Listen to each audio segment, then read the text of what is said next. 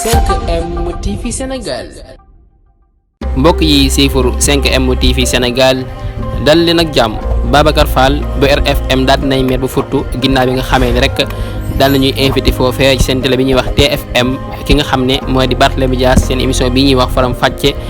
mu ci jën ak Pam Ngagne moom nag Barthélémy Dias yëkkati ay kaddu yoo xam ne kaddu yu saf la kaddu yu dëggu la kaddu yoo xam ne ku ko dégg rek xam ne dëgg la moom mi nag di Babacar Fall nekk ab journaliste foofee ca RFM daal dinañ mer bu futtu ginnaaw bi nga xamee ni rek ki nga xam ne moo di Barthélémy Dias yëkkati na ay kaddu yu dëggu teg ko seen ndodd moom nag daal dinañ mer di wax ne rek ki nga xam ne moo di Barthélémy Dias day fen lépp lu muy wax ay fen la waxul benn dëgg moom mi nag di Babacar Fall daal dinañ mer lool ci Barthélémy Dias di ko wax ay kaddu yoo xam ne kaddu yu ñaaw la di ko wax ne mën ngaa fen mën ngaa wax lu dul dëgg réew nga loolu nag nekk ay kaddu yi nga xam ne ki nga xam ne moo di Babacar Fall yëkkati na ko ni ko suba bi muy amal ab émission foofee ci RFM moom nag instant bi daal dinañ mer lool ba instant bi sax ku ko jege mën na laa ngàddoo mbéj